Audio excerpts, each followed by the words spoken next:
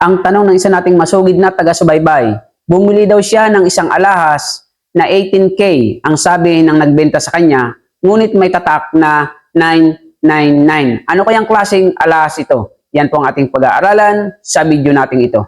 Lamang ang may alam.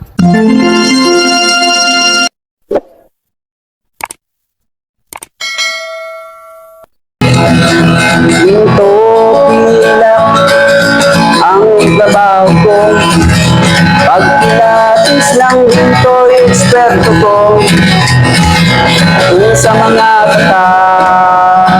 Magandang panahon po sa inyo mga kaibigan ko, dito po sa ating channel More Than Treasures. Kumusta po kayong lahat? Naway nasa mabuti kayong kalagayan at lagi po ligtas sa anumang sakit at karamdaman. So sa video po natin ito ay ating mong sasagutin ang katanungan ng isa nating masugid na taga-subaybay. Ang sabi niya po ay ganito. Siya po ay si Idol May Teds. Ano po? Sabi niya, sana masagot Idol ang tanong ko. May nabili ako na gold, ang sabi 18K. Pero hindi ako mapakali dahil sobrang kinang. Naisip ko baka fake, pero may karat na 999. At ngayon binabad ko sa suka, hindi naman nagbago ang kulay. At ito po ay malambot na tinisting ko na din at kinuskus ko sa kutsara, hindi rin nagkaroon ng bakas ang kutsara. Pero nang ibabad ko ulit sa suka at asin at ikuskus ko ng konti, pula ang laman. Idol, tama ba lang ba iyon? So, ang sabi niya, meron daw po siyang binili na alahas. Ano po? Ang sabi daw ng nagbenta sa kanya ay 18K. Pero hindi daw siya mapakali. Ano po? Pag sinabing hindi mapakali, siyempre hindi siya panatag.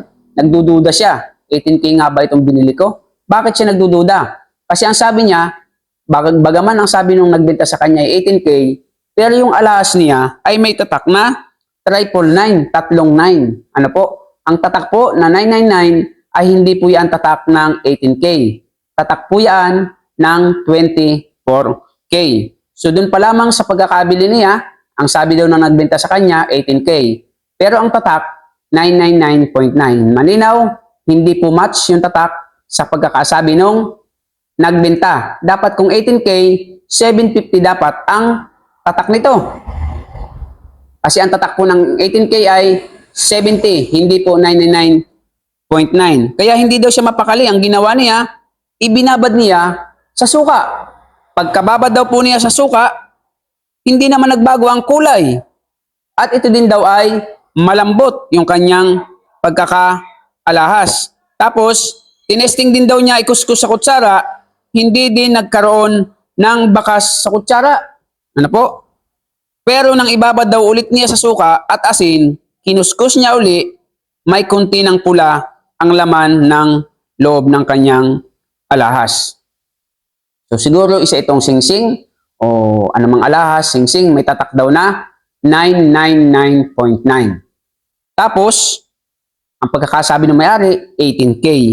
Hindi siya mapakali kasi makinang naman daw. Ano po? So tandaan po natin mga ka-More Than Treasures, pagdating po sa usapang ginto alahas, ang sabi ko po sa mga nauna ko ng video, hindi po tayo tumitingin sa kulay. Kasi maraming alahas na sobrang kinang, peke naman. Tignan niyo po yung mga tao, kung sino bang pabida. Maraming ang vlogger po, pabida eh. Ang totoo niyan, wala naman silang alam pagdating po sa usapang alahas. Ganon din po ang ginto. May mga alahas na sobrang kinang, pero ang totoo niyan, tanso. May mga alahas na pasikat ang kulay na pag tinignan mo, pag hindi ka marunong, ginto ang akala mo kasi nga dilaw na dilaw. Pero, uulitin ko po sa inyo mga ka-More Than Treasures, inote nyo po ito, lalo na po yung mga namimili na ng alahas, inote nyo po ito. Hindi po tayo pwedeng bumase sa kulay. Kasi, hindi porke makinang at dilaw na dilaw ay ginto na. Eh, paano yung mga black gold? Hindi naman dilaw ang kulay nun, kulay itim. Ano po? So, hindi mo napapansinin. Paano yung white gold? Hindi mo napapansinin kasi hindi naman dilaw yan, kulay puti yan. Ano po? So, paano yung 10K? Tapos ibinabad sa 24K. Tinubog, binalot, pinlaki. Ibig sabihin ba 24K na? Ibig sabihin, hindi po tayo dapat tumitingin sa kulay. Kung isa kang mamimili ng ginto pilak, lalo na kung baguhan ka, wag na wag ka pong titingin sa kulay.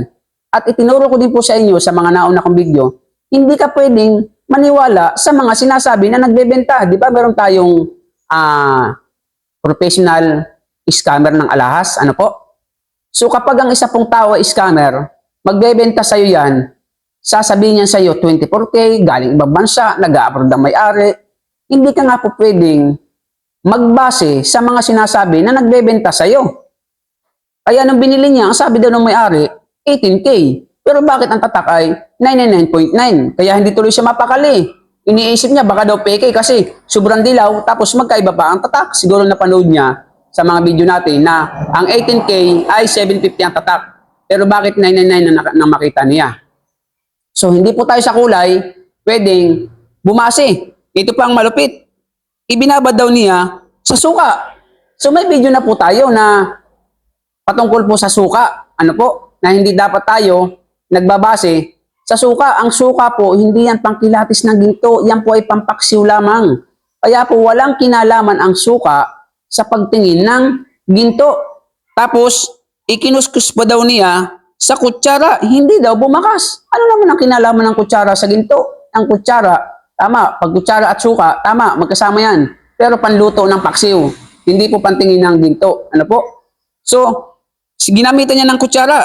Pagkatapos nun, ibinabad niya ulit daw sa suka na may asin. Nung ikuskus niya ulit daw sa kutsara, may nakita daw siya, lumitaw, kulay pula yung loob ng alahas. So, ibig sabihin, nung pagkakababad niya ulit bandang uli sa suka at asin, ikuskus niya ulit sa kutsara, ay may lumabas daw sa bandang gitna na kulay pula na.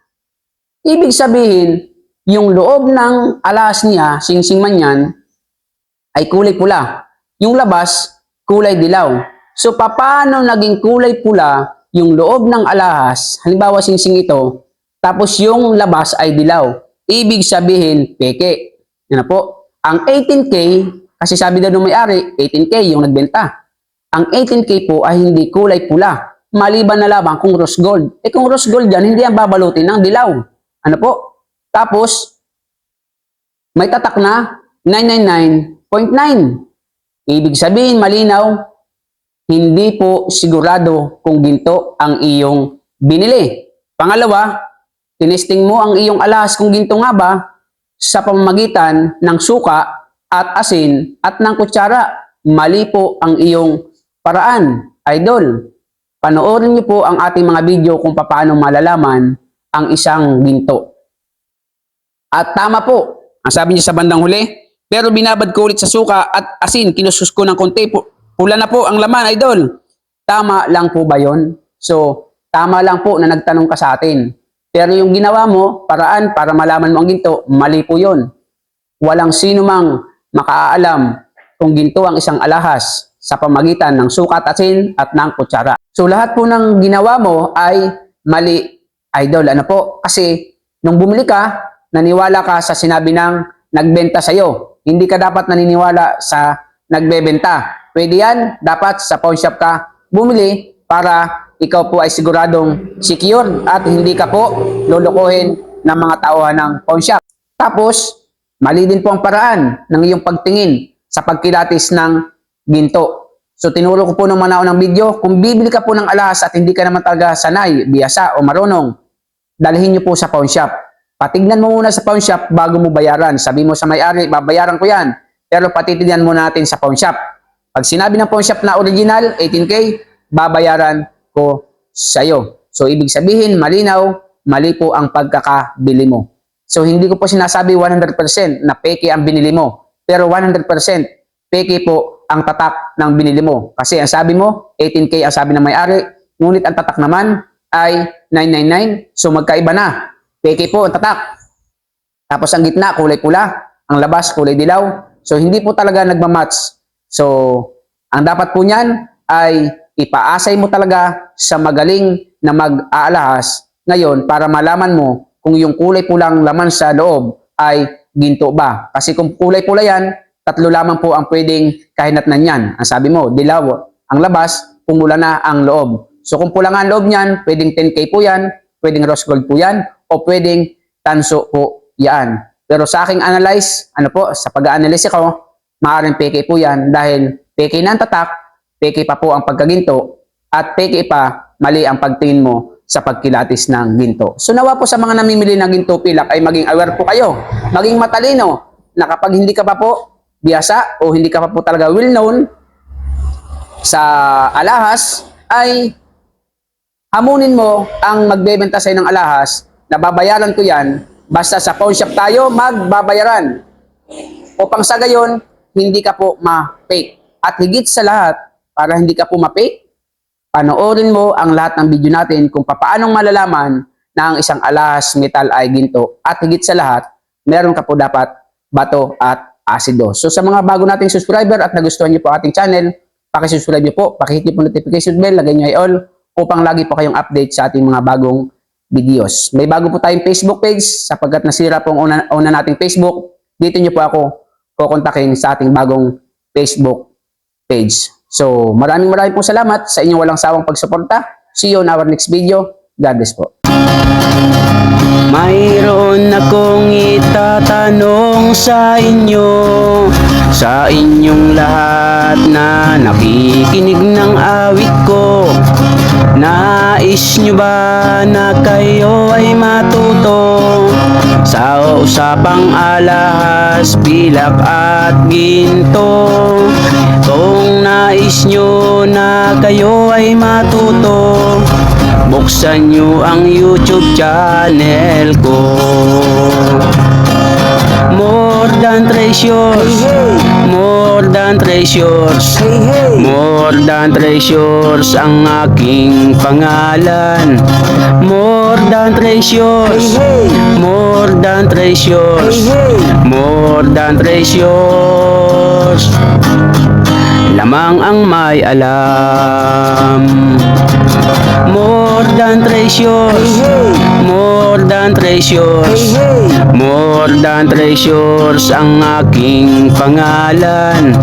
More than treasures, more than treasures, more than treasures.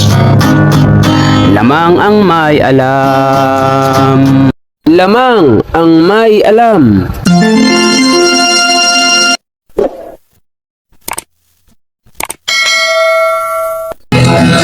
Ginto pilak ang trabaho ko, pagkilatis ng ginto eksperto ko. Kung sa mga kabisado ko, alam ko ang peke at totoo. Ako ay isang masayang ng ginto, alam ko ang tunay at totoo. Kung usapan ay alas lang, yan ay kaya nating patunayan. Ako ay alahero at asayer ng ginto, alam ko ang tunay at totoo.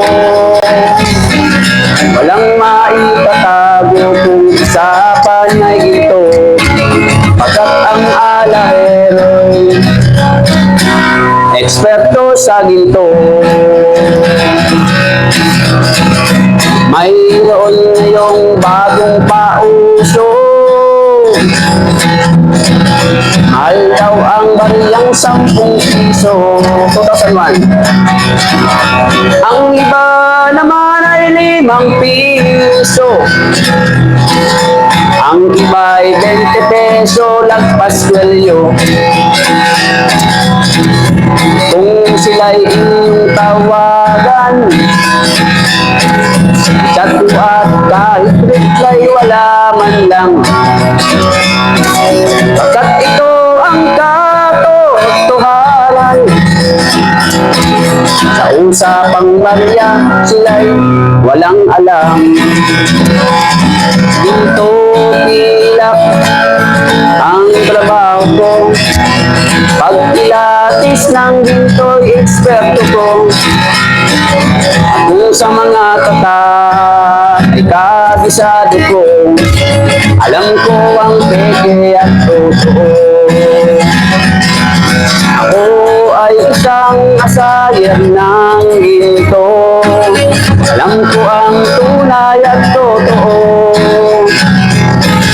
Walang maitatago kung usapan ay ginto, pagkat ang alahero'y eksperto sa ginto. May mga taong akala mo ay may alam sa pagkilatis ng ginto ay nakikialam, ngunit ang kanilang ginagawang paraan ay napakalayo na sa katotohanan. Ginto pilak ang trabaho ko, pagpilatis ng ginto'y eksperto ko. Kung sa mga katak ay kabisado ko, alam ko ang peke at totoo. Ako ay isang asayer ng ginto, alam ko ang tunay at totoo. Kung usapan ay alahas lang, yan ang kaya nating patunayan. Ako ay alahero at asayer ng ginto, alam ko ang tunay at totoo. Walang maitatago kung usapan ay ginto, pagkat ang alahero'y eksperto sa ginto.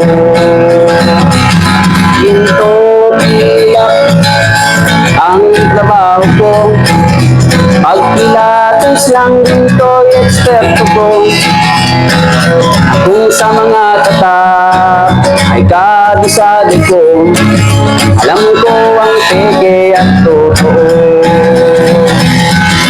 Ako ay isang asayer ng ginto, alam ko ang tunay at totoo. Walang maitatago kung usapan ay ginto, pagkat ang alahero'y eksperto sa ginto. Pagkat ang alahero'y eksperto sa ginto. Lamang ang may alam.